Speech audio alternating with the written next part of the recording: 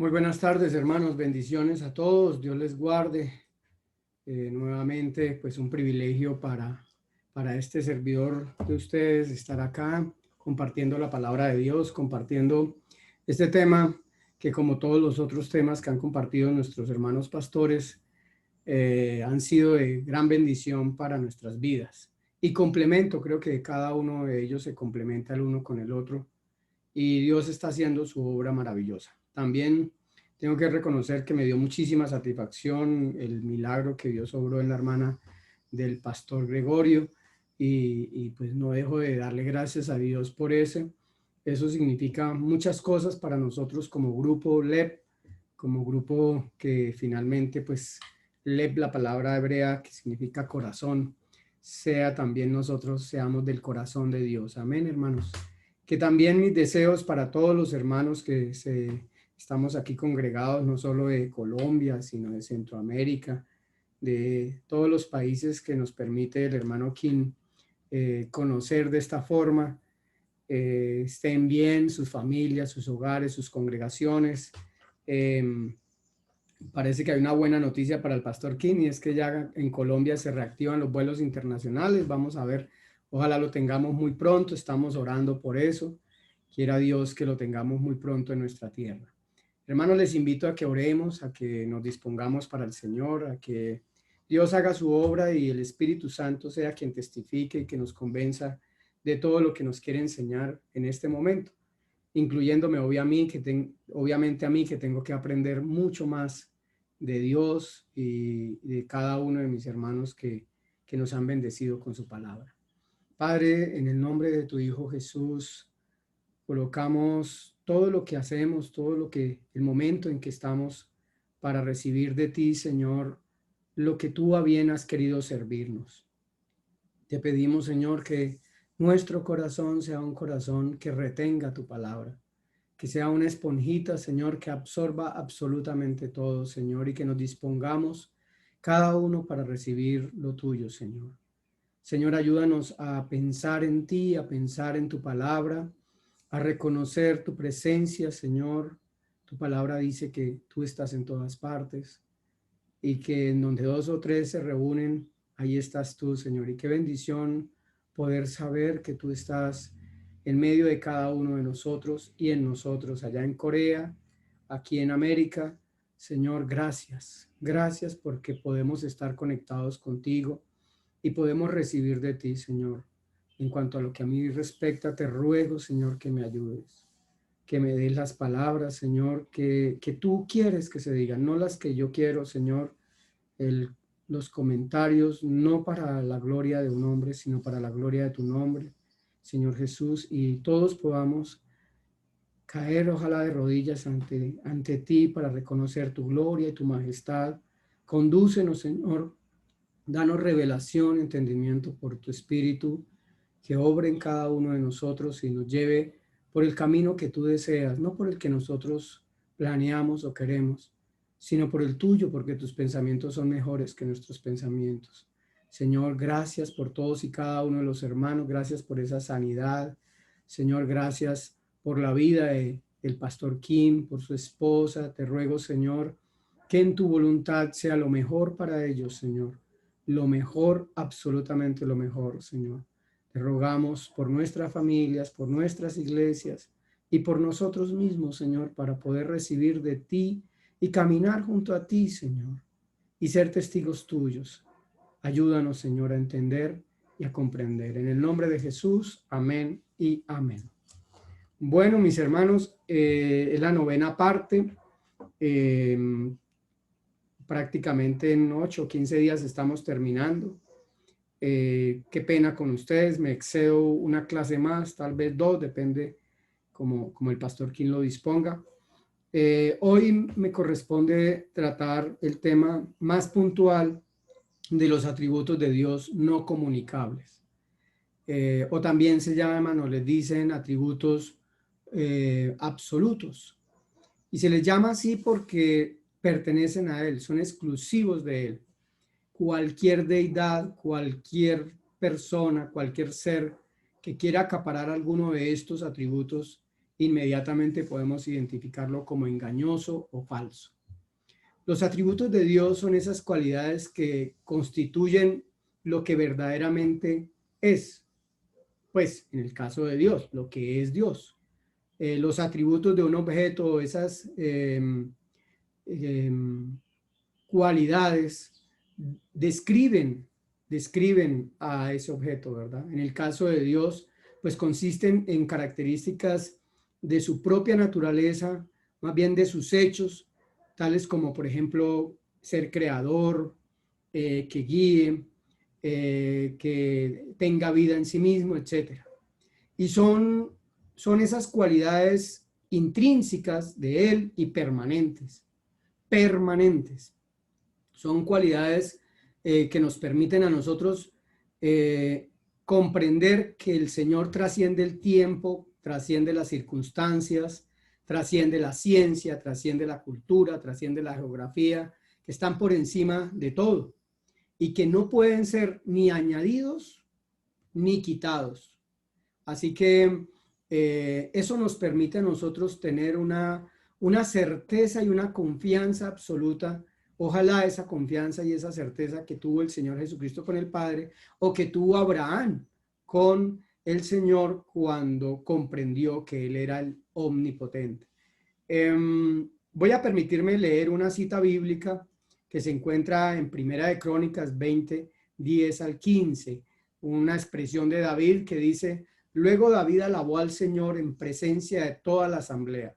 Oh Señor, Dios de nuestro antepasado Israel, que seas alabado por siempre y para siempre. Tuyos, oh Señor, son la grandeza, el poder, la gloria, la victoria y la majestad. Todo lo que hay en los cielos y en la tierra es tuyo, oh Señor. Y este es tu reino. Te adoramos como el que está por sobre todas las cosas. La riqueza y el honor solo vienen de ti, porque tú gobiernas todo. El poder y la fuerza están en tus manos. Y según tu criterio, la gente llega a ser poderosa y recibe fuerzas. Oh Dios nuestro, te damos gracias y alabamos tu glorioso nombre. Pero ¿quién soy yo? ¿Quién es mi pueblo para que podamos darte algo a ti? Todo lo que tenemos ha venido de ti y te damos solo lo que tú primero nos diste. Estamos aquí solo por un momento, visitantes y extranjeros en la tierra. Al igual que nuestros antepasados, nuestros días sobre la tierra son como una sombra pasajera, pasan pronto sin dejar rastro. Me gusta mucho, como lo dice la Nueva Traducción Viviente. Yo les confieso que yo estudio con la Reina Valera y la versión textual principalmente. Pero cuando quiero comunicar el mensaje, me gusta transmitirlo a través de la Nueva Traducción Viviente, porque he descubierto que para muchas personas es más fácil comprender el texto de la Nueva Traducción Viviente. Pero obviamente la Reina Valera se aproxima muchísimo más a la precisión del texto que una versión parafraseada como la Nueva Traducción Viviente. Pero nos permite como tal vez digerirla mejor, o en el caso mío me permite a mí digerirla mejor. Y encuentro que esta oración o esta expresión de David encierra precisamente todos esos atributos de los cuales hemos venido hablando de alguna manera u otra. Y también nos enfrenta. David como humano, como hijo, como hombre, ve esa grandeza de Dios, y definitivamente ante esa grandeza de Dios no nos queda más que rendirnos. No nos queda más que asumir el verdadero rol que nos corresponde como hombres creados por Dios. O sea, es tan maravilloso que Dios nos haya dado tanta libertad, tanta atribuciones, digámoslo así aquí en la tierra, que desafortunadamente por la multitud de bendiciones, como dice Deuteronomio 28, nosotros somos unos desagradecidos. Y quizás nos adueñamos de la viña y queremos robarle la gloria a Dios de una manera inconsciente, quizás. Viendo esta expresión tan solo apenas de unos 5 o 6 versos que acabamos de leer, uno definitivamente mm, o por lo menos a mí me ocurre, que yo pienso, yo no estoy buscando a cualquiera, yo no me estoy enfrentando a cualquiera, yo en verdad no merezco ni estar aquí, hermanos, honestamente, yo ni siquiera merezco estar aquí hablando de Él, y lo que tengo, ¿verdad?, es por la gloria de Él. Lo que he recibido es por la gloria de Él, por su majestad, por su misericordia, por su bondad. Y así a todos nosotros, creo que nos ha llamado el Señor, no porque fuéramos los mejores. Alguien decía que Moisés en algún momento pensaba, pero yo un tartamudo, ¿por qué me escoge siendo tartamudo para ir a hablar con Faraón? ¿Para qué? O sea, escoja una persona que hable bien, ¿no? Es lo más lógico. Humanamente, pues eso es lo que nosotros pensamos. En una empresa, si hicieran un test de aptitudes y de competencias, seguramente Moisés hubiera sido descalificado por tartamudo. ¿Cómo va a hablar en nombre de Dios siendo tartamudo? Y decía alguien en alguna oportunidad que precisamente Dios lo escogió para que Moisés entendiera que no era por su labia, por su verbo, por sus expresiones, que Faraón había terminado de convencerse de salir de la tierra de Egipto. Y yo creo que esa misma posición es la que tiene el apóstol Pablo cuando dice que pues es el menor de todos y que no merece ser llamado apóstol y que, bueno, tantas cosas que ustedes conocen que el apóstol expresa, porque frente a la grandeza y a la misericordia de Dios no nos queda más sino rendirnos. Y precisamente las charlas que yo he dado antes tienen que ver con eso, mis hermanos, con esa actitud, pues, humilde, digámoslo así, de querer reconocer verdaderamente quién nos ha enviado el mensaje. Cuando nosotros leemos esto que acabamos de leer, uno dice, entonces, ¿cuál fue el Dios que nos mandó a buscar? ¿Cuál fue el Dios que nos mandó a llamar de esa forma? Es un Dios maravillosamente grande. Qué bueno que David lo conociera así y lo sintiera así y el Espíritu Santo le permitiera dejar eso escrito de esa manera, porque de alguna forma nos preguntamos cada uno de nosotros, entonces ese Dios que habló por medio del Señor Jesucristo, que nos ha enviado un mensaje de salvación, ese Dios es el Dios que nosotros debemos conocer según el mensaje. Recuerden 2 Tesalonicenses capítulo 1, verso 7, que nos dice que Él vendrá, el Señor Jesucristo, con sus ángeles poderosos en llamas de fuego y traerá juicio sobre los que no conocen a Dios. Los que no conocen a Dios. Y esa escritura de Crónicas de la expresión de David nos permite a nosotros por lo menos enterarnos, así como a grosso modo, abuelo de pájaro, decimos por acá en Colombia, de una manera casi que muy superficial, pero poderosa, quién fue el Dios que nos envió el mensaje por medio de Jesucristo. Y si hemos creído no solo en el mensaje, sino hemos creído en el poder de ese Dios que nos mandó a llamar. No sé si estamos preocupados muchos por hacer que por conocerlo. No sé, me pregunto eso. Yo a veces me pregunto, ¿será que yo hago tantas cosas que me olvido de conocerle por servirle? Y no quiero encontrarme con la sorpresa de que el Señor me diga más adelante, yo no te conozco. Y yo quiero ser conocido por Dios. Entonces, cuando leemos porciones de la Escritura como Juan 5:24, que dice, de cierto os digo que el que oye mi palabra y cree al que me envió, tiene vida eterna y no vendrá a condenación, mas ha pasado de muerte a vida. Pero hay un detalle que estudiando la palabra encuentro, sobre todo en Juan repetitivo, el que me envió, el que me envió. Puede usted buscarlo en su casa, hermano, con más tiempo, con más tranquilidad. ¿Cuántas veces aparece el que me envió? El que oye mi palabra y cree al que me envió. Y ese que me envió era el que estaba hablando ahorita David. Sí, ese que envió a su Hijo, Jesucristo. y que nos trajo un mensaje. Ese que nos provocaba ahorita, o por lo menos a mí, rendirme ante los pies de Él, obviamente físicamente, porque en el corazón tenemos que estar rendidos, porque es grande el que envió el mensaje.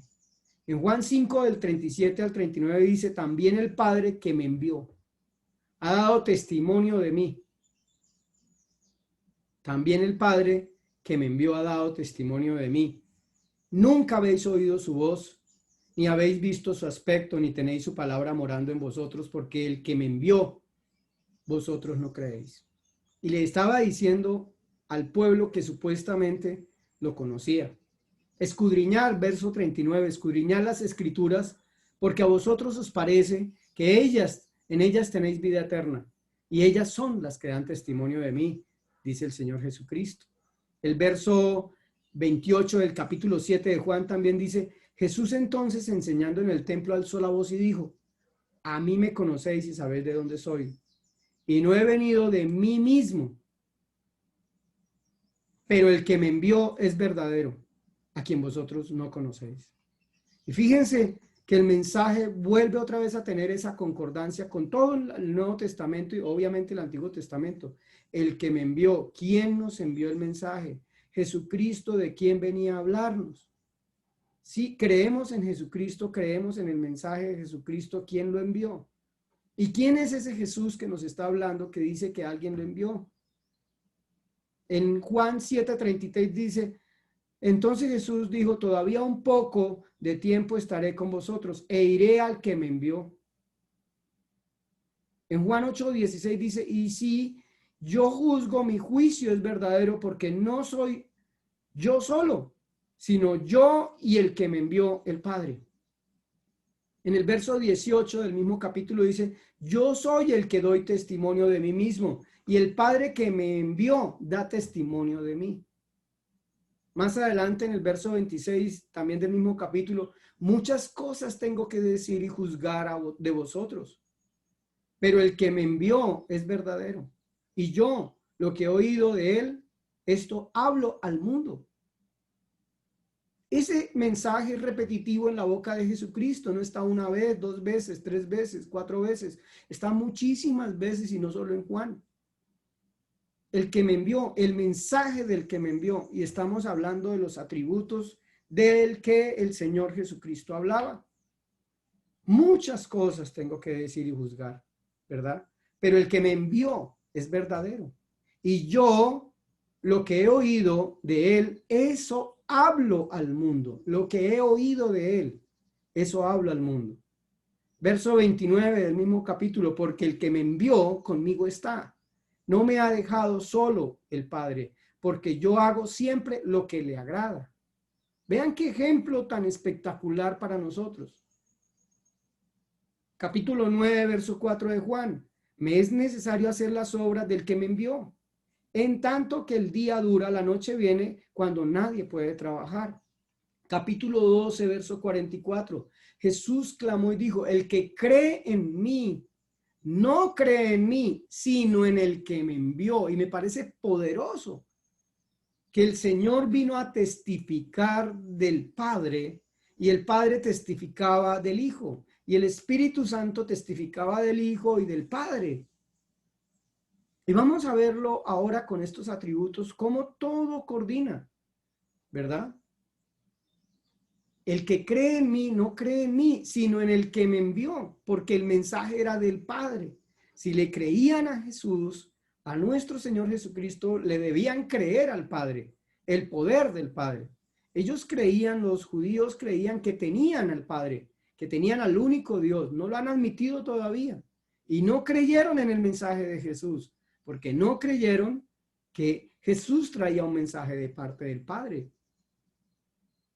Verso 49, capítulo 12, porque yo no he hablado por mi propia cuenta. El Padre que me envió, Él me dio mandamiento de lo que he de decir y de lo que he de hablar. O sea, veamos toda la total sujeción de Jesús al Padre para no hacer la voluntad propia de Jesucristo, sino la voluntad completa del Padre. Yo creo que esa, hermanos, debe ser también nuestra posición. Verso 24 del capítulo 14 de Juan. El que no me ama no guarda mis palabras, y las palabras que habéis oído no es mía, sino del Padre que me envió. ¿Quién nos ha enviado el mensaje? ¿Quién nos ha hablado? ¿A quién nosotros, de quién nosotros testificamos entonces? Lucas capítulo 9, verso 48 dice, y les dijo, cualquiera que recibe a este niño en mi nombre, a mí me recibe. Y cualquiera que me recibe a mí, recibe al que me envió. Gloria a Dios. Porque el que es más pequeño entre todos vosotros, ese es el más grande. Si alguien nos recibe a nosotros, ¿qué tiene que recibir? El mensaje de Cristo. ¿Y el mensaje de Cristo de quién es? Del Padre. Está claro, creo, mis hermanos. Entonces, esa pregunta que tenemos que resolvernos nosotros es, ¿quién nos envió el mensaje? Y vuelvo e insisto, muy diferente es la comparación entre Jesucristo y el Padre y entre nosotros. Pero nosotros somos portadores de un mensaje, de ese mensaje que Cristo trajo. Y si ese mensaje trajo Cristo del Padre, entonces quien reciba nuestro mensaje también recibe al Padre y recibe a Jesucristo. Creo que debemos profundizar mucho más en esto, pero obviamente no es el momento ni es la ocasión. Dentro de eso que expresa David, he señalado algunas palabras en colores para resaltarlas un poco más y que meditemos someramente en ellas. Tuyos, oh Señor, son la grandeza, el poder, la gloria, la victoria y la majestad. ¿Cuál victoria podemos decir que tenemos si la grandeza, el poder, la gloria, la victoria y la majestad, lo majestuoso, lo más grande, le pertenecen al Señor? No lo declara la Escritura. Veamos la majestad de el dueño de Amazon o Bill Gates o Trump o cualquier hombre millonario de nuestra región o del mundo. ¿De quién? ¿A quién verdaderamente le pertenece? ¿A quién le pertenece la grandeza que podamos tener nosotros dentro de nuestras comunidades? ¿O el poder incluso de predicar o decir algo? ¿O la gloria que a veces nosotros nos vanagloriamos? ¿O la victoria sobre una enfermedad o una circunstancia? ¿O lo más majestuoso? ¿A quién le pertenece? A Dios. Dice ahí la Escritura que todo eso le pertenece a Dios. Pero quizás humanamente creemos que con nuestras fuerzas, nuestra capacitación, nuestras estrategias, hacemos la grandeza, tenemos el poder, adquirimos la gloria y obtenemos la victoria para finalmente decir cuán grande y maravilloso soy yo. Pero la Biblia nos enseña, la palabra nos enseña que todo le pertenece al Señor. Qué bueno, qué bueno que Dios permitió dentro del poder de los ingenieros de sistemas que alguien dijera, vamos a hacer comunicación entre computadores porque sé que mis hijos lo van a necesitar más adelante. Y reconocemos en todo la mano del Señor. Dios es el que controla todo. Dice ahí la Escritura, todo lo que hay en los cielos y en la tierra es tuyo. Todo. Todo. Y todo significa que no hay nada que no sea de Dios. Tus cabellos son parte del todo. La silla en donde estás sentado forma parte del todo. El aire que respira forma parte del todo. Tu cuerpo forma parte del todo. Todo lo que hay en los cielos, ¿qué hay? Que puedas reconocer, y lo que haya, quita la mirada de lo que dice el título de propiedad terrenal y miremos lo que dice la palabra que es autoritativa sobre todos nosotros. Es de Dios todo. Pero nos matriculamos. Somos temporales y eventualmente un carro, una casa, una finca tiene nuestras credenciales y titula nuestra propiedad. Pero vemos que no. Debemos ser realistas frente a la palabra. Y este es tu reino. Este es tu reino. Te adoramos como el que está por sobre todas las cosas. todas las cosas. Yo creo que si ahondáramos más esto espiritualmente, nuestras preocupaciones, nuestra ira, tendría que desaparecer y por todo daríamos gracias a Dios. Las riquezas y el honor solo vienen de ti. Wow. Las riquezas y el honor solo vienen de ti. Solo vienen de ti. Vamos a discutir con la palabra y decir, no, es que yo estudié, hice un posgrado, una maestría, un doctorado, yo soy muy hábil bueno, en las finanzas, en hacer negocios, en la creatividad, y por eso es que yo tengo dinero. ¿Qué es lo que dice la palabra frente a ese pensamiento? Las riquezas y el honor vienen de ti, porque tú gobiernas todo. Wow, tú gobiernas todo. Yo me pregunto cómo sería el momento en que el pueblo de Israel salió para el exilio, para Babilonia. ¿Dónde está nuestro Dios? Y llegan a Babilonia, al templo del dios Marduk, y qué vergüenza sentían los israelitas de ver un templo y decir, el Dios nuestro no nos pudo defender de este Dios. O sea, metafísicamente una pelea allí interna entre las naciones, espiritualmente hablando. ¿Quién era más poderoso? ¿Jehová, Yahvé o Marduk? Y para ese tiempo el más poderoso era Marduk. Había derrotado al pueblo que decía que tenía el Dios omnipotente. Y entonces, ¿dónde está el Dios que gobierna todo? A ver. Pero Dios se lo dijo a Isaías, dígale al pueblo que voy a anunciar las cosas antes de que sucedan, para que sepan que yo soy Jehová, el único Dios. El poder y la fuerza están en tus manos. Según el criterio, la gente llega a ser poderosa y recibe fuerza, según el criterio de Dios. Y todo esto me permite a mí llegar a una conclusión, hermanos, para empezar a hablar ya del tema en forma, y es que todo lo que está por fuera de este marco, todo lo que está por fuera de este marco se llama idolatría.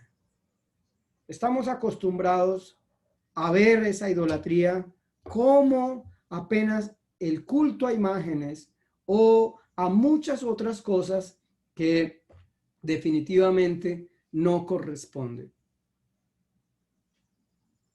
Lo que quiero decir, mis hermanos, es que Dios, como le dijo Pablo a los colosenses, después de que les quitaron la carretera y quedaron prácticamente sin el sustento económico, Dios no es suficiente. Dios no es suficiente. No le es suficiente ese Dios.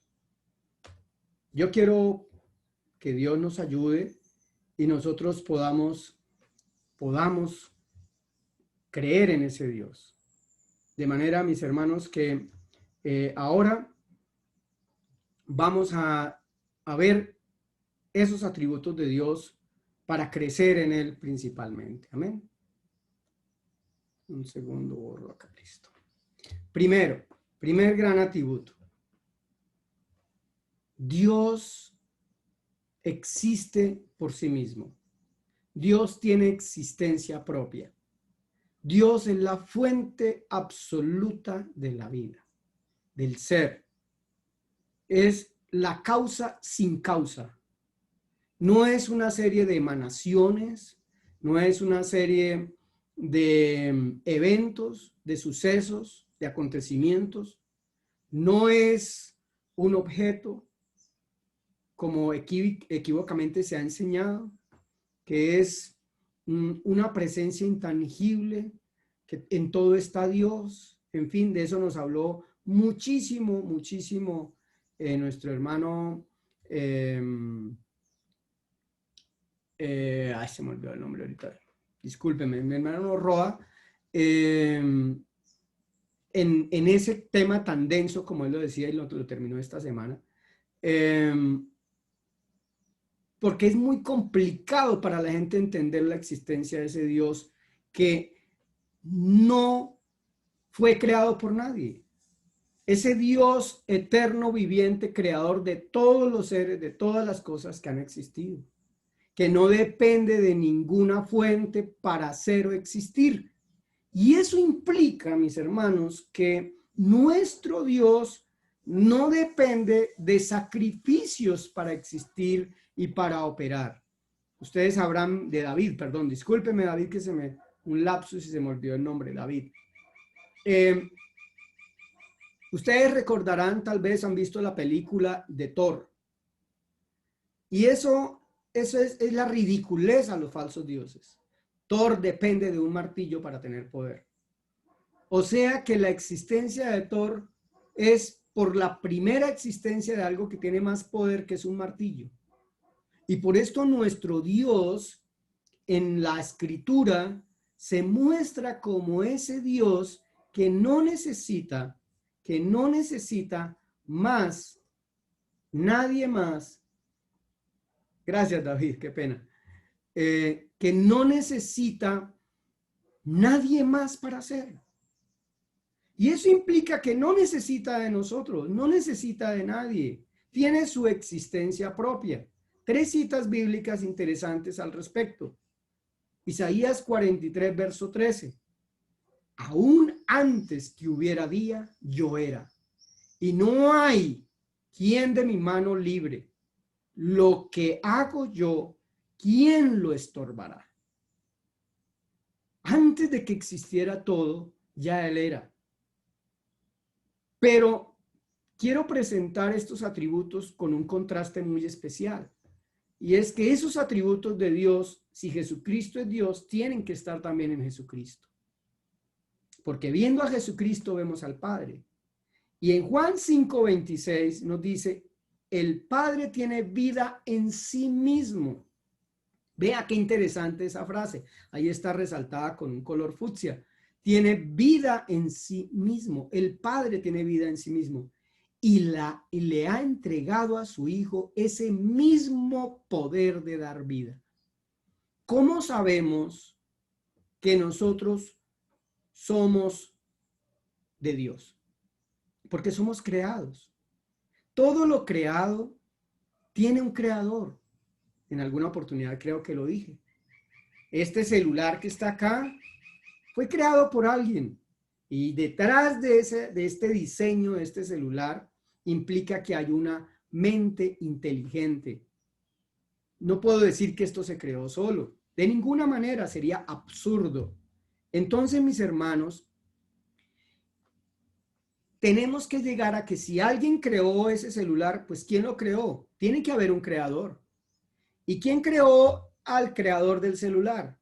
Pues papá y mamá o una fábrica. ¿Y quién creó esa fábrica? ¿Y quién creó papá y mamá? ¿Y quién creó a los otros? Finalmente tenemos que llegar a alguien que crea lo creado. A alguien que crea lo creado, y lo creado siempre tiene un propósito. Y tú eres una creación de Dios y por lo tanto tienes propósito. Y cuando el Señor Jesucristo vino, nos dijo que tenía ese poder del Padre de dar vida. Ninguno de nosotros en sí mismos podemos tener ese atributo que el Padre y el Hijo tienen. Colosenses 1:17, hablando de Jesús, dice, Él ya existía antes de todas las cosas y mantiene unida toda la creación. Un atributo muy importante que nos permite a nosotros tener la claridad, tener la certeza y tener la fe que nuestro Dios mañana no va a ser derrocado por otro, porque es el único y es el soberano. No hay otro fuera de él. Siguiente atributo corresponde a la inmutabilidad de Dios. Dice la Escritura que estamos acostumbrados a decir la de Hebreos 11:8, si no estoy mal, o 13:8. Jesucristo es el mismo ayer, hoy y por los siglos. Es el mismo. Y es muy reconfortante para nosotros de verdad pensar en eso y meditar en eso, en saber que los pactos, las promesas, las palabras son enteramente confiables.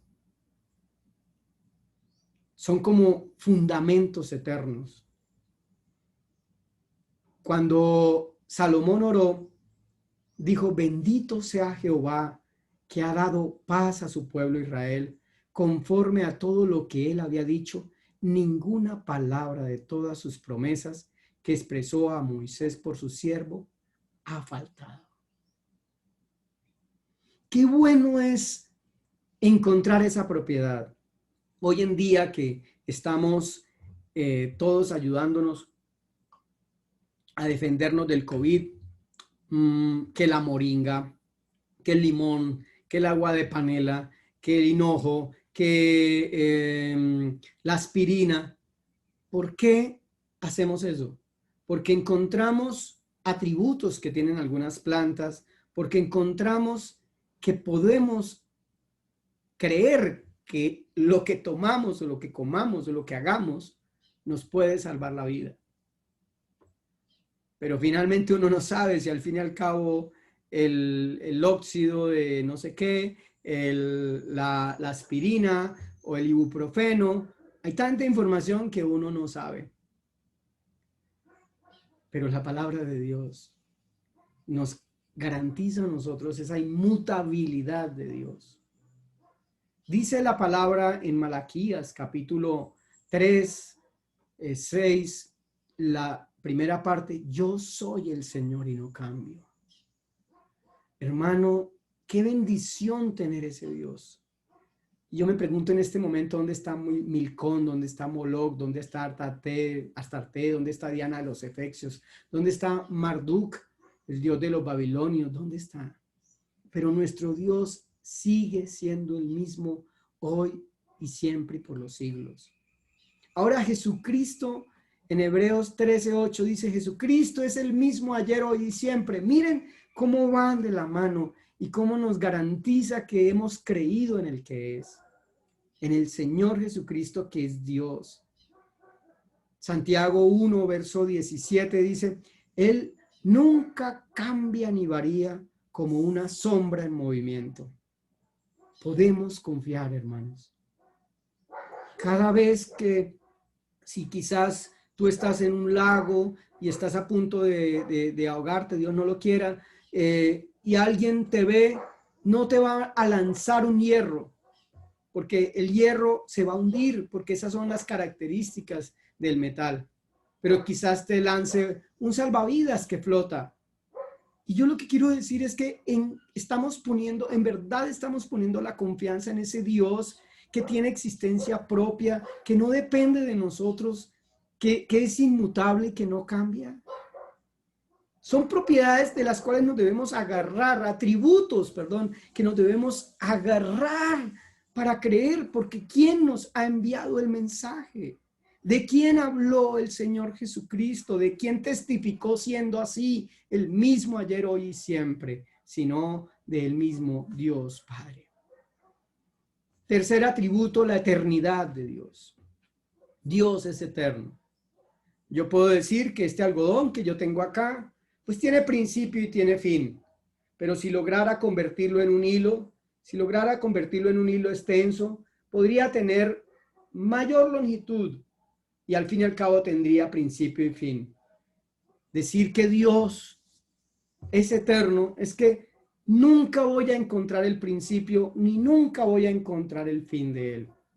Por eso esta mente limitada tiene un privilegio tan grande en nosotros que podamos conocer a ese Dios ilimitado. Solo un Dios creador puede limitar la creación. Nosotros todos tenemos límites. Tú tienes límites, yo tengo límites. Límites en el poder, límites en nuestros deseos y pensamientos y nuestras capacidades, ¿verdad? Tenemos límites. El celular que acabé de mostrarle tiene límites. Límites en el espacio, sirve para unas cosas y para otras no. En fin, tiene límites. Todo lo creado es limitado. Pero el creador no puede ser limitado, ni en el tiempo ni en el espacio.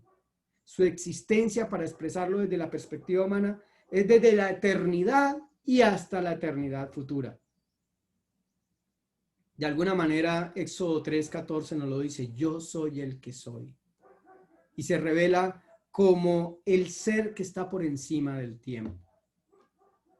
La palabra en Isaías capítulo 44, verso 6 expresa, así dice Jehová, Rey de Israel y su Redentor, Jehová de los ejércitos, yo soy el primero, yo soy el postrero y fuera de mí no hay Dios. Fuera de mí no hay Dios.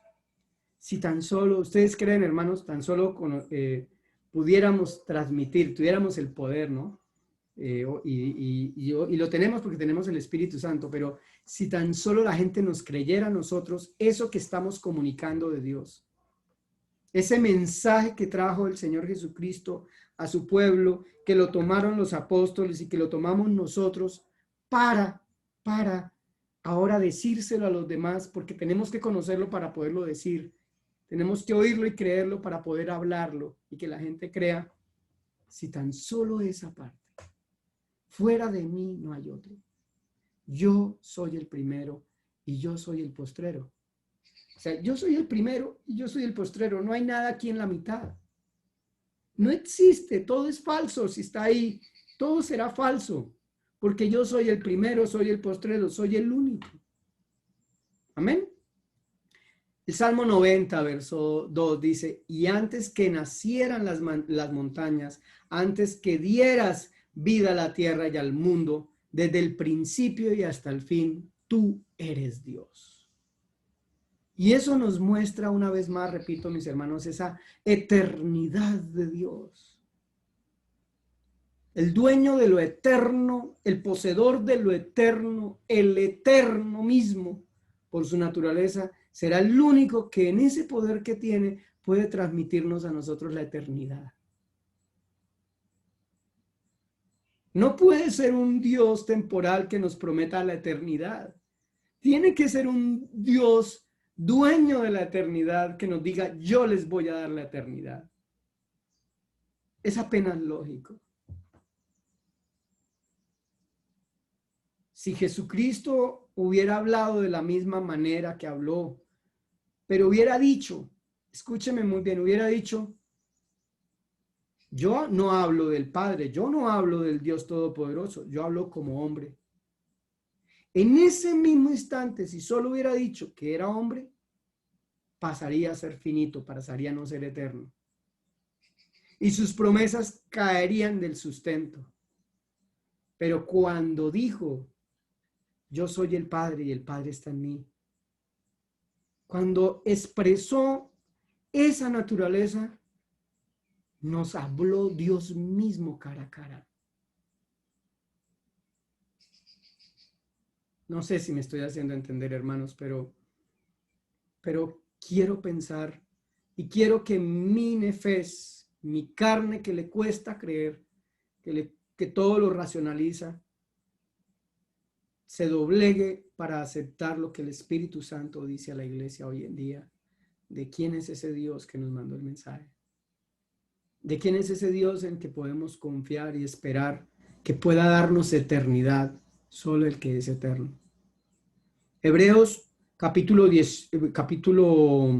1, verso 8 al 12 dice, más del Hijo dice, tu trono, oh Dios, por el siglo del siglo, cetro de equidad, es cetro de tu reino, has amado la justicia y aborrecido la maldad, por lo cual te ungió Dios, el Dios tuyo, con óleo de alegría más que a tus compañeros, y tú, oh Señor, en el principio fundaste la tierra. ¿Cómo? Mas del Hijo dice,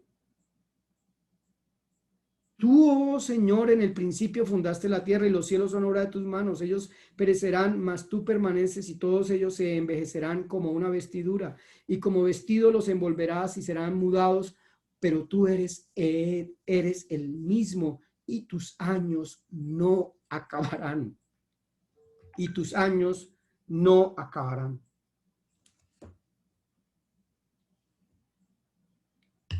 De manera, mis hermanos, que nos queda clara la evidencia entre la eternidad del Padre y la eternidad del Hijo.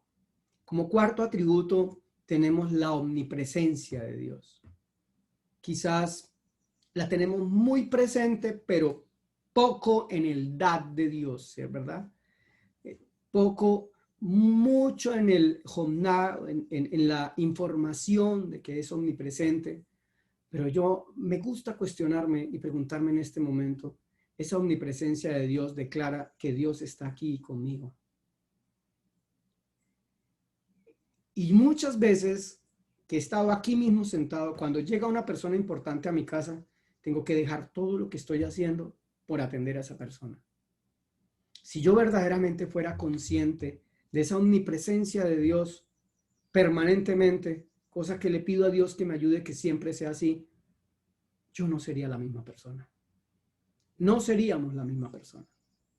Si en verdad fuéramos plenamente conscientes de su presencia, estaríamos tan rendidos tal cual como se rindieron los apóstoles, como se rindieron las personas que caminaron con Jesús, porque nosotros caminamos por fe y no por vista. Ese término significa que Dios está presente en todo lugar. Y sin embargo, que en lugares específicos se manifiesta más, pero está presente en todo lugar. Cuando Moisés se encontró con la zarza ardiente en el monte, se dio cuenta que allí quien reinaba era Dios y le tuvo que decir, descálzate. En términos judíos, para comprender el contexto judío de descalzarse es el equivalente a quita tu cuerpo. El calzado para un judío es el cuerpo, es su carne. Usted lo puede averiguar. Le estaba diciendo, tú tienes que llegar aquí espiritualmente. Tú no puedes llegar aquí por tu cuerpo, porque aquí es donde yo mando. Aquí es donde verdaderamente me encuentras en el espíritu. Y Moisés encontró ahí en esa zarza, ahí estaba Dios, pero sin embargo el templo no puede contener a Dios. No sé si me estoy haciendo entender este juego de palabras, pero Dios está, pero se manifiesta. Yo una cosa que he entendido a lo largo de mis años es que el Señor es un completo caballero. El Señor se calla. Yo tengo a veces el hábito feo de interrumpir a las personas cuando hablan. Es un hábito que me ha costado doblegarlo, ya no tanto, pero creo que nosotros con Dios por lo general lo interrumpimos. Porque no somos conscientes de que Él está ahí y quiere hablarnos. La Biblia dice que Él está en los cielos, pero sin embargo llena los cielos y la tierra.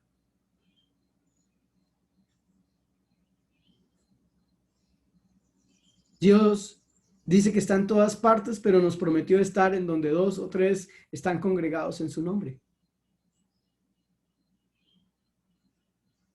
Yo creo que Dios nos está diciendo, en donde son conscientes, yo me manifestaré. En donde son conscientes de mi presencia, yo me manifestaré. Y para el pueblo judío lo más consciente era su tabernáculo y su templo, y aún todavía,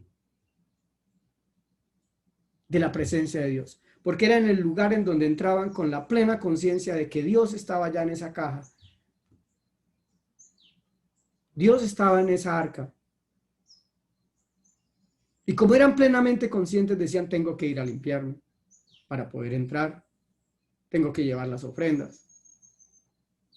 Dios, ayúdanos a que seamos conscientes que tú estás también aquí con nosotros. La escritura nos enseña en Isaías 41, verso 10, no temas porque yo estoy contigo. No desmayes porque yo soy tu Dios, que te esfuerzo, siempre te ayudaré, siempre te sustentaré con la diestra de mi justicia, le digo a su pueblo. Porque yo estoy contigo. ¿Cuántas veces hemos utilizado esta palabra para ministrar a hermanos, a desconocidos, para enseñarles lo que es Dios? Y yo quiero preguntarme, Luis Fernando, ¿eres consciente de que Él siempre está contigo? ¿Puedo decir, tengo la experiencia de comprender espiritualmente? Señor, ayúdame, por favor. Ayúdame que me hundo. Jeremías 23, verso 23 al 24. ¿Soy acaso Dios solo de cerca? Dice el Señor. No, al mismo tiempo estoy lejos. ¿Puede alguien esconderse de mí en un lugar secreto? ¿Acaso no estoy en todas partes, en los cielos y en la tierra, dice el Señor? Tremendo, ¿verdad? Wow, si comiéramos más despacio la palabra, si la guardáramos en nuestro corazón, es decir, nuestra mente, para que siempre estuviera presente, oh, solo el Espíritu Santo nos puede ayudar a ser fieles, ¿verdad? ¿A quién nos está hablando y a quién nos mandó el mensaje? Pero Cristo también está en todas partes. He aquí, una virgen concebirá y dará a luz un hijo y llamará su nombre Manuel, que traducido es Dios con nosotros. Todo concuerda. Dios con nosotros. Mateo 28, 20. Y vengan y tengan por seguro que estoy con ustedes siempre hasta el fin de los tiempos. Eso es lo que declara la palabra. ¿Quién podía decir, yo voy a estar con todos ustedes? Siempre. ¿A quién se le podía decir que por medio de él Dios estaría con nosotros? Sino solo a Jesús. ¿Cuál era el mensaje del evangelio entonces en la boca de Jesús? ¿De quién viene ese mensaje?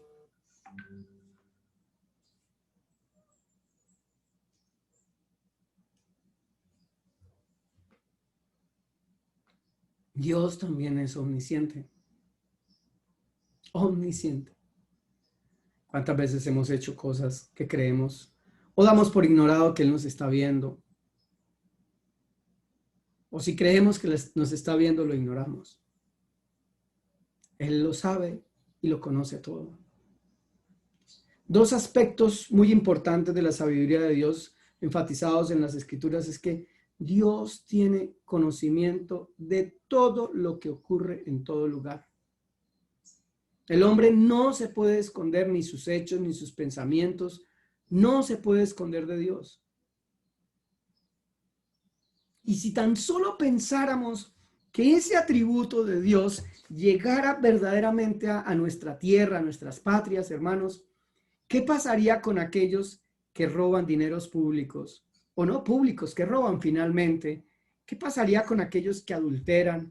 ¿Qué pasaría con aquellos si conocieran, no supieran, porque todo el mundo sabe eso, pero si conocieran? Ya saben ustedes que la palabra conocer tiene un montón de descripciones en la Biblia. Pero si conociéramos verdaderamente, si estuviéramos plenamente convencidos, no como inmarcesible, que sabemos que se canta todos los días en el himno de Colombia, pero no, la gente no sabe qué es. ¿Qué es que Dios sea omnisciente, que conozca mis pensamientos y que si yo miro con lujuria a una mujer con mal deseo, entonces ya Dios sabe que lo hice? Pero no, yo prefiero evadir ese pensamiento y no admitir que lo tengo. Así como Gessi, ¿no? Que quiso ocultar esa pretensión frente a su amo, pero Dios lo sabía. O como David, que quiso ocultar su adulterio, o como Jonás, que quiso esconderse de Dios, pero todos sabían quién era Dios. Otro aspecto importante de este atributo es que Dios es completamente sabio en sus planes y en sus propósitos, hermanos. Al saberlo todo, definitivamente el mundo anda como debiera, como dice ese famoso poema que no tiene autor, o que el autor es desconocido, mejor. Él conoce todas las cosas desde el principio. Él en su sabiduría ha planeado la redención de nuestro pueblo, de nosotros, la construcción de la iglesia, el triunfo del reino, la destrucción de Satanás, todo allí. Dios lo sabe todo. Es muy importante y muy estimulante para nosotros saber, entender, comprender que Dios en su sabiduría ha hecho esos planes y los va a llevar a cabo. Lo que nos dice la Escritura con relación a este atributo, el Salmo 139, que a todos creo que nos encanta, verso 1 al verso 4, que es preciosísimo. Oh Señor, has examinado mi corazón y sabes todo acerca de mí. Sabes cuándo me siento y cuándo me levanto. Conoces mis pensamientos. Me siento aun cuando me encuentro de lejos. Me ves cuando viajo y cuando descanso en casa. Sabes todo lo que hago. Sabes lo que voy a decir, incluso antes que lo diga, Señor. Qué declaración tan espectacular de un Dios que no le podemos esconder ni siquiera un pensamiento, mucho menos físicamente, como lo quiso hacer Adán y Eva, que perdieron el conocimiento de Dios y quisieron esconderse de Dios. ¿Quién se puede esconder de Dios? Juan capítulo 13, verso 11 dice, porque sabía que le iban a entregar y por eso dijo, ¿no estáis limpios todos? Hablando de Jesús. Jesús sabía, Jesús conocía la mente de todos. ¿Eso qué significa? Que Jesús no sabía quién lo tocó cuando la mujer de flujo le tocó. ¿Quién le tocó? Que Jesús no sabía. Tenía un propósito para que quedara evidente la fe de esta mujer y quedara para testimonio de nosotros. No es ninguna contradicción ni incoherencia en la Biblia. Mateo 12:25, sabiendo Jesús los pensamientos de ellos, les dijo, todo reino dividido contra sí mismo es asolado y toda ciudad o casa dividida contra sí misma no permanecerá. Lucas capítulo 5, verso 22. Jesús entonces, conociendo los pensamientos de ellos, respondiendo les dijo, ¿qué caviláis en vuestros corazones? Nos está mostrando la Escritura que Jesús conocía todo, que Jesús sabía todo. Un pasaje muy interesante. Pedro boga mar adentro, echa la red. La información de Pedro, que era un experto en pescar, era que no habían peces. Jesús nos estaba demostrando que era Dios, que tenía los atributos de Dios. El mensaje era respaldado por sus obras. ¿De dónde venía ese mensaje? Dios es omnipotente. Debería ser como el primero, ¿no? Porque así fue la manifestación de Dios a Abraham. Muchos dicen que esto no es cierto, que Dios no es omnipotente. Cuestionan la omnipotencia de Dios. Porque dicen que hay algunas cosas que Dios no puede hacer. Como por ejemplo, que Dios no puede mentir. O que Dios no puede negarse a sí mismo. O que incluso que Dios no puede hacer una roca, una piedra, una roca inmensa que él mismo no pueda mover. Eso no es una limitación de su poder en realidad, sino una limitación de su propia voluntad, que él no quiera mentir, que él no mienta, de su propia voluntad y de su propia esencia. Porque si él miente, entonces no tendría, de los otros atributos que vamos a hablar la semana entrante, la verdad, porque sería mentiroso, sería negar su propia esencia. Esto tiene que ver muchísimo con lo que nuestro hermano David nos ha venido enseñando todo este tiempo. Todo ese cuestionamiento que hace la filosofía, la ciencia, sobre la omnipotencia de Dios. Pero volvemos otra vez al punto. Todo lo creado implica que hay una inteligencia que es un creador. Si encontramos unos jeroglíficos en unas cavernas, es evidencia de que hubo algo inteligente allí que lo hizo, no se hizo solo. Porque eso es una creación. La majestad, la maravilla de todo lo que existe, solo lo pudo haber creado un Dios ilimitado, un Dios que es soberano y todopoderoso. No hay ninguna contradicción para nada en estos atributos. Jeremías 32:17 nos dice: oh soberano Señor, hiciste los cielos y la tierra, con tu mano fuerte y tu brazo poderoso, nada es demasiado difícil para ti. Nada es demasiado difícil para ti. Esa grandeza y ese poder de Dios está a la vista de la creación, del universo, de las estrellas. En una clase con los estudiantes les explicaba cómo la gravedad está dada por la masa de un cuerpo y la masa de la Tierra pues genera esa gravedad, pero la masa de Júpiter, Saturno, Marte, Urano y todos los demás planetas también generan gravedad, y es por esa fuerza gravitacional universal que se mantiene todo flotando. ¿Quién se imagina que eso se hizo solo? Eso es absurdo. Es completamente absurdo.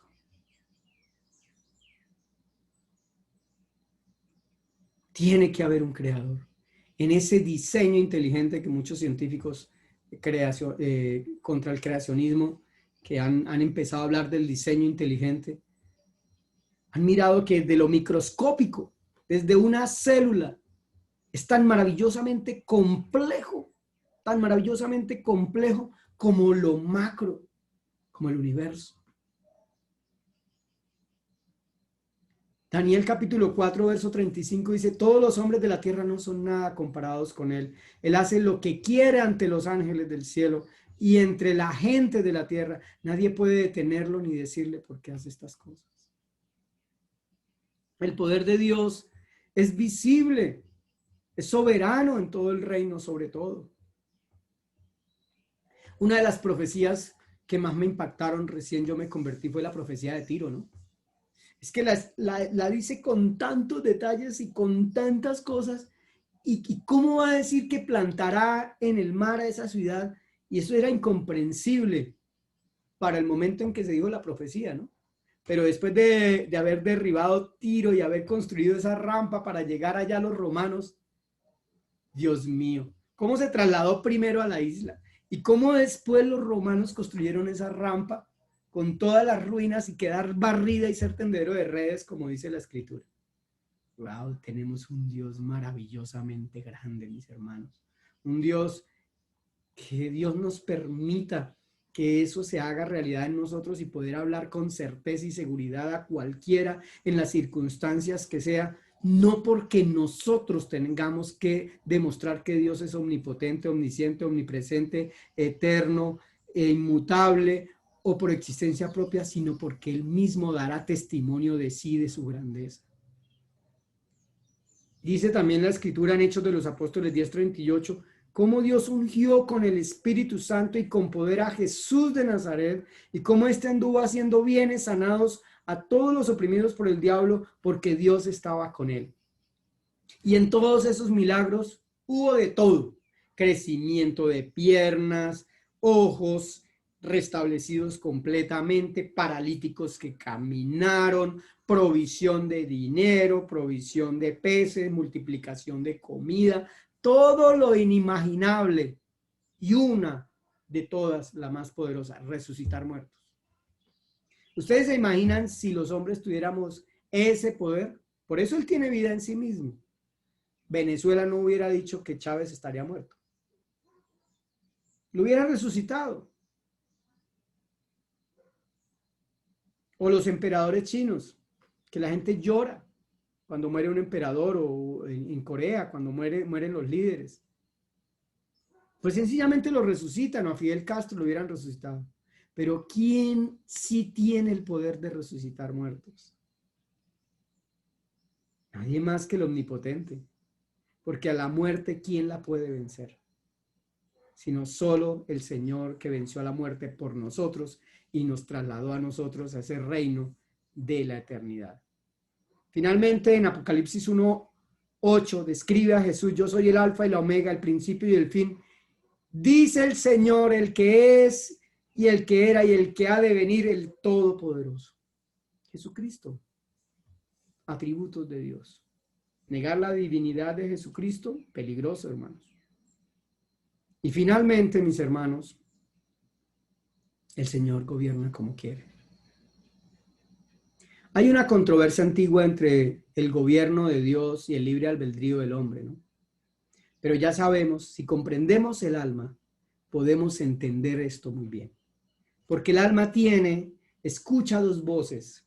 Esa voz del Saras, la carne, que nos hablaba el pastor Villamil, de el Nefés, que lo sacamos del hebreo, de los instintos, la parte instintiva nuestra, animal, que es alimentada por los deseos, que es alimentada por el mundo, que es alimentada por el ego, bueno, en fin, todas esas cosas.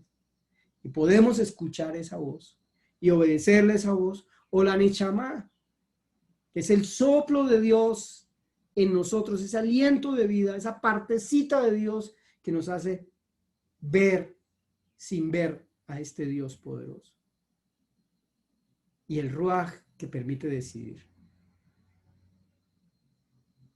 Aunque no lo comprendamos plenamente, pero ese libre albedrío no limita a Dios, porque Dios sabe de antemano cómo serán las cosas. Si le dejamos a un grupo de niños un pastel con rodajas y un plato o dulces, seguramente no vamos a encontrar a la vuelta nada de eso. Presumimos, presabemos, la presciencia. Dios gobierna. Nosotros tenemos libre elección, pero Dios, que lo sabe todo, sabe qué vamos a escoger. Y necesitamos orar para hacer su voluntad, para no caer en tentación. Salmo 47, verso 2. Porque Jehová el Altísimo es temible, Rey grande sobre toda la tierra. Él reina.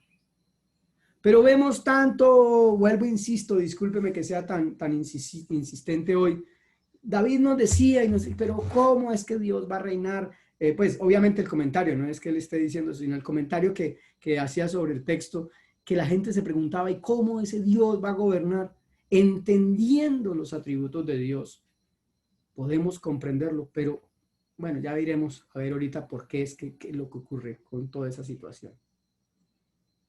Dios es grande y reina la tierra. Ahora, eso nos enseña la Escritura. Que yo vea lo contrario, decida. Yo veo con el Nefés todo lo contrario. Que hay un desorden, que hay un caos. Pero la palabra de Dios habla a mi espíritu. El espíritu habla a mi espíritu y me dice: Él reina. ¿Qué decides tú? ¿Reina o no reina? Si tú crees en la palabra y crees en Dios y crees en el mensaje del que envió el Padre, de esa descripción de David, entonces en mi fe, a pesar de que no me guste ver lo que veo, digo: Él reina. Él reina. Él autoriza todo en esta tierra. No es un Dios que se durmió. No es un Dios que alguien le robó el martillo para tener poder. Es el mismo ayer, hoy y siempre. Esa misma palabra nos dice en Jeremías 10, del 7 al 10, ¿quién no te temerá, oh Rey de las naciones? Porque a ti es debido el temor, porque entre todos los sabios de las naciones y en todos sus reinos no hay semejante a ti, mas Jehová es el Dios verdadero, verso 10. Él es Dios vivo y Rey eterno. A su ira tiembla la tierra y las naciones no pueden sufrir indignación. Rey eterno. Eterno. No tiene principio y fin. Siempre reina. ¿Cómo es que el Dios diga en esa visión a Daniel, y primero la estatua tendrá una cabeza y esa cabeza será, y los brazos y las piernas, y el último será largo? Y describió a los reyes que gobernaron la tierra. Y hubo muchas cosas que no nos gustaron allí. Porque Él reina. Él reina. Y nos hace saber las cosas antes de que sucedan. Marcos capítulo 14, verso 62, hablando de Cristo, y Jesús le dijo: yo soy, y veréis al Hijo del Hombre sentado a la diestra del poder de Dios. ¿Y eso qué es? Rey. Y venido en las nubes de los cielos, le dijo cuando le preguntaron si era o no era. Apocalipsis 1:5, y de Jesucristo el testigo fiel, el primogénito de los muertos y el soberano de los reyes de la tierra. ¿Ah? El soberano de los reyes de la tierra, al que nos amó y nos lavó de nuestros pecados con su sangre. Amén. Soberano, soberano, es soberano. Leamos Job capítulo 1. ¿Satanás reinaba o le tocó pedir permiso? Yo creo que hemos pasado, tal vez como en esa gráfica que mostré hace unos días, sobre si creíamos en Elohim o creíamos también que los otros dioses, Milcón, Miloc, Astarte, tenían también poderes, o verdaderamente es el supremo Dios. Romanos capítulo 1, 19 al 20 dice, hermanos, para entender esto y para cerrar ya, mis hermanos, ellos conocen la verdad acerca de Dios. Subrayo la palabra ellos.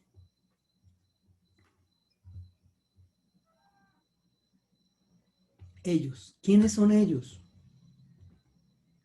En el contexto de lo que está diciendo el apóstol Pablo, es la gente que no quiere conocer a Dios. Dice, ellos conocen la verdad acerca de Dios. En el momento en que yo estaba haciendo esta gráfica, Dios me dijo, ¿y ellos no son ustedes también? Ellos, ¿no eres tú también, Luis Fernando? Que conocemos la verdad.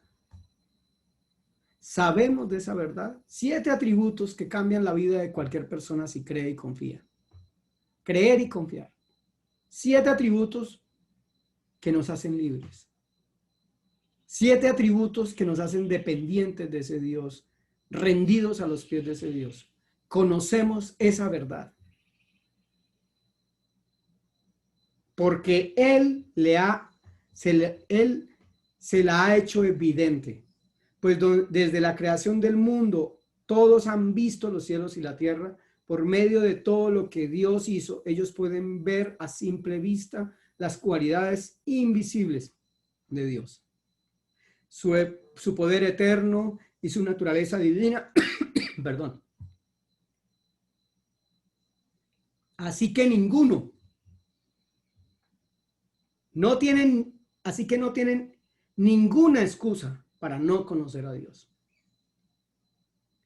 Entonces, permítame con todo respeto, mis hermanos, tal vez por esto no me vuelva a invitar el pastor Kim, o ustedes no vuelvan a acudir a mis charlas, pero cambiemos ese ello por nosotros. Nosotros también conocemos esa verdad. Pero ¿qué significan verdaderamente esos atributos? 7 atributos que no son comunicables para nosotros. Yo necesito, y hermanos, les ruego que oren por mí, para que eso sea una realidad en mi vida y yo pueda testificar como testificó Jesús del Padre, de ese Dios todopoderoso. Finalmente, pero ¿cómo pueden ellos invocarlo para que lo salven si no creen en Él? ¿Y cómo pueden creer en Él si nunca han oído de Él? ¿Y cómo pueden oír de Él a menos que alguien les diga? ¿Y cómo irá alguien a contarles sin ser enviado? Por eso las Escrituras dicen, qué hermosos son los pies de los mensajeros que traen buenas noticias. Sin embargo, no todos aceptan la buena noticia. Porque el profeta Isaías dijo, Señor, ¿quién ha creído a nuestro mensaje? Así que la fe viene por el oír y el decir, es decir, por oír la buena noticia acerca de Cristo. Pero pregunto, ¿de verdad el pueblo de Israel oyó el mensaje? Claro que sí. El mensaje se ha difundido por toda la tierra y sus palabras por todo el mundo. Vuelvo a preguntar, ¿entendió realmente el pueblo de Israel? Por supuesto que sí. Pues incluso en el tiempo de Moisés Dios dijo, despertaré sus celos con un pueblo que ni siquiera es una nación. Provocaré su enojo por medio de gentiles insensatos. Luego Isaías habló audazmente de parte de Dios y dijo, me encontraron personas que no me buscaban, me mostré a los que no preguntaban por mí.